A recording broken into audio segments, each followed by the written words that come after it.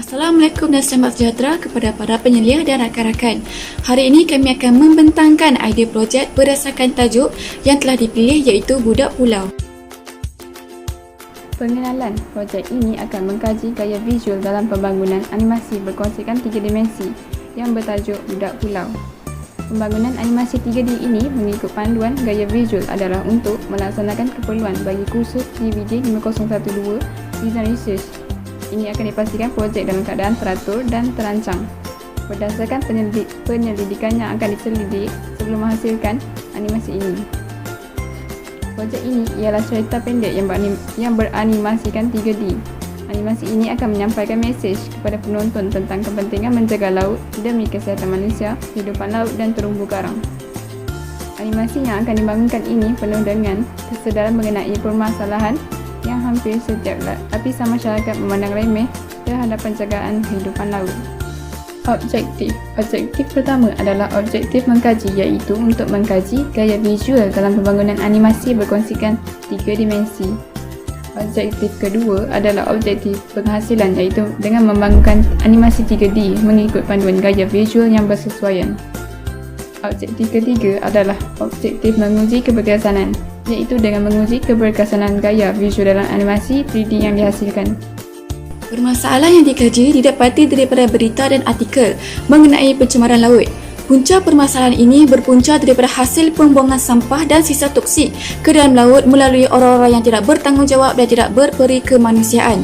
Selain itu, kemasukan bahan kimia, sisa-sisa industri, pertanian atau ketersebaran organisma invasif ke dalam laut, kebanyakannya sumber pencemaran laut berdasarkan darat.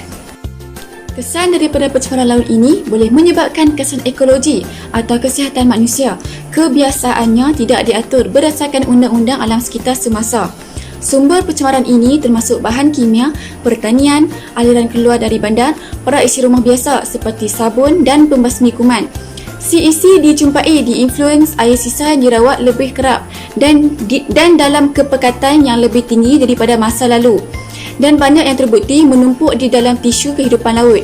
Tujuan projek ini dijalankan adalah untuk menangani masalah pencemaran laut dan adalah untuk memberi kesedaran kepada masyarakat bahawa penjagaan laut adalah penting demi kesihatan manusia, kehidupan laut dan terumbu karang.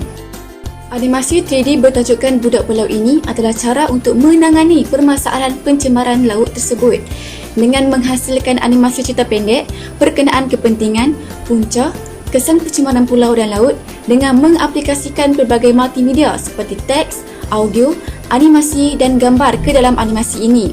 Natijahnya, animasi ini dapat memberi kesedaran kepada masyarakat bahawa penjagaan laut adalah penting demi kesihatan manusia, kehidupan laut dan terumbu karang. Cerita ini mengisahkan pada satu hari seorang budak lelaki yang bernama Zaf turun menyelam ke dalam laut. Di dalam dasar laut itu, Zaf melihat pelbagai hidupan laut dan terumbu karang musnah dan mati. Zaf mengambil keputusan untuk membawa pulang beberapa terumbu karang yang musnah ke atas darat untuk dirawat. Ketika Zaf sibuk merawat hidupan laut itu, makciknya terkejut apabila melihat Zaf yang sedang merawat terumbu karang itu dengan cara yang salah dan pelik.